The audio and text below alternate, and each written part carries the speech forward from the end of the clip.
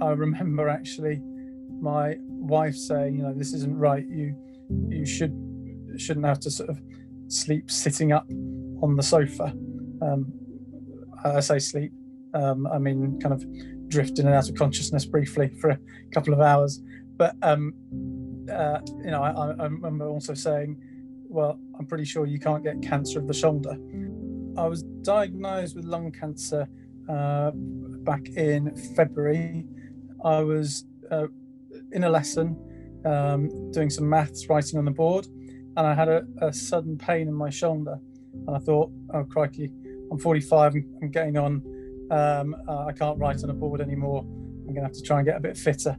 And then I actually phoned the doctor about it fairly soon after, because it was then half term. I remember going to Kew Gardens and having to carry my then 3-year-old around most of Kew Gardens. But the pain then just carried on and got worse, and it started affecting my sleep, so I couldn't lie down to sleep. Pain went on for, and the phone calls back and forth probably went on for about 3 months, because understandably, the doctor said, it should settle down within 3 months.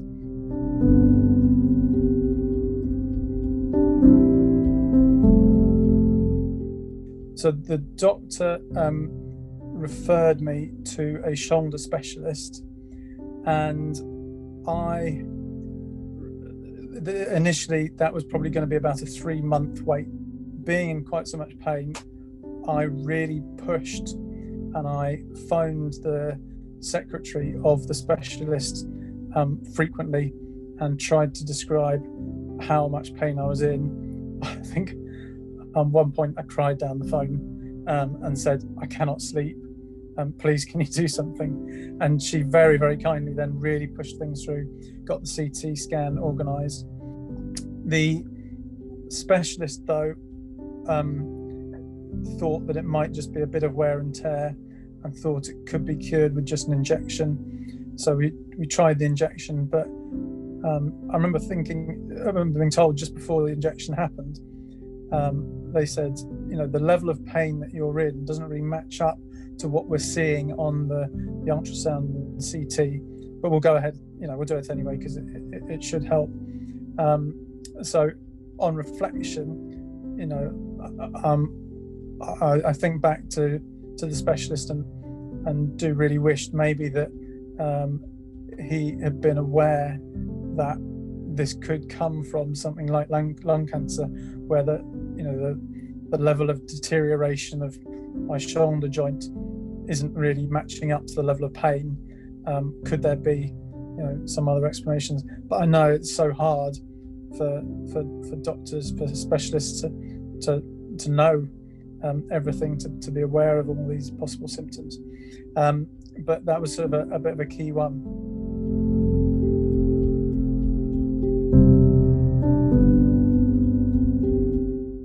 And he brought me in and listened to my chest and said, right, that doesn't sound right. We'll try this inhaler, and I think it was some steroids he gave me. He said, but if it doesn't work after 3 days, come back. And because I could see he was a little more concerned, I think, at this stage. So I came back after 3 days. He sent me straight upstairs for an x-ray of the chest. The interesting thing was, obviously, the shoulder x-ray didn't pick anything up.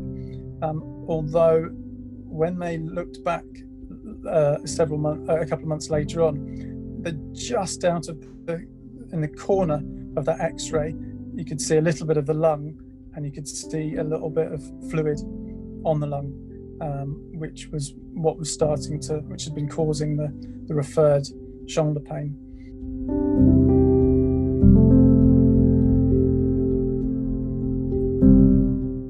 It was within about 2 weeks of starting to take it that I immediately started to feel better. The pain started to go down. So the pain is continuing to reduce, and I'm getting sort of stronger and things like that. But I'm also very much a hopeful person and a believer in in hope, and therefore that anything could happen, and thankfully, so much can happen and is being done. Research is being done over currently. So, for example, I like to say that there is currently no cure for my condition.